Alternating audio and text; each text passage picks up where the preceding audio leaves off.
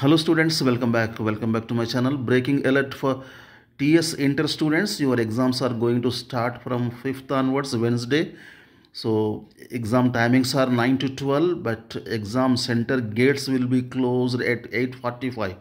You must reach the venue by 8:45. After 8:45, you won't be allowed into the examination hall. This is very important. Earlier, till last year, after 9 o'clock students were not allowed, but now this time 8:45 only gates will be closed. This is very important, so you must reach the venue very early. 8:30 you must be there. Intermediate వార్షిక పరీక్షల్లో భాగంగా Telangana inter board సంచలన నిర్ణయం తీసుకున్నది. పరీక్షా సమయానికి 15 నిమిషాల ముందే సెంటర్ల గేట్లు క్లోజ్ చేయాలని నిర్ణయించింది. మార్నింగ్ 8:45 లోపు వచ్చిన వారినే ఎగ్జామ్కి అనుమతించనుంది. ఆ తర్వాత వస్తే ఎట్టి పరిస్థితుల్లోనూ అనుమతించొద్దని నిర్ణయించింది. విద్యార్థులు మార్నింగ్ 8:30 కల్లా ఎగ్జామ్ హాల్లో ఉండాలన్న నిబంధనను బోర్డు తొలిసారిగా అమల్లోకి తీసుకొచ్చింది. ఇలా పరీక్షకు ముందే గేట్లు క్లోజ్ చేయడం ఇదే తొలిసారి. ఇంటర్ పరీక్షలు మార్చి 5 నుంచి 25 వరకు జరగనున్నాయి. రాష్ట్ర వ్యాప్తంగా 1532 ఎగ్జామ్ సెంటర్స్ ఉన్నాయి. దాదాపు 10 lakh స్టూడెంట్స్ హాజరు కానున్నారు. వీరిలో first year 4,88,000, second year 5,08,000 students ఉన్నారు. ఏమైనా సందేహాలు ఉంటే 9240205555 టోల్ ఫ్రీ నెంబర్తో పాటు జిల్లా కంట్రోల్ రూమ్ ఇన్ఛార్జ్ నెంబర్ను సంప్రదించవచ్చు.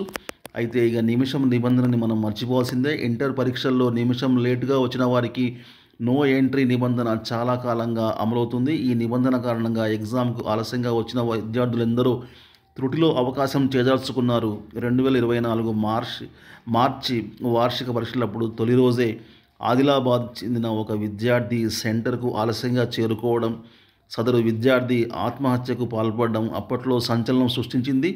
తేరుకున్న సర్కారు నిబంధన సడలించి 5 నిమిషాల వరకు మినహాయింపు ఇచ్చింది. ఆ తర్వాత సప్లిమెంటరీ ఎగ్జామ్స్లో కూడా 5 నిమిషాలు లేటుగా వచ్చిన విద్యార్థులను ఎగ్జామ్కు అనుమతించారు. ఇంటర్ అడ్వాన్స్ సప్లిమెంటరీ సమయంలోనూ ఈ 5 minute లేట్ నిబంధన అమలైంది. కానీ ఇప్పుడు 15 నిమిషాల ముందే గేట్లు క్లోజ్ చేయాలని నిర్ణయం తీసుకున్నారు.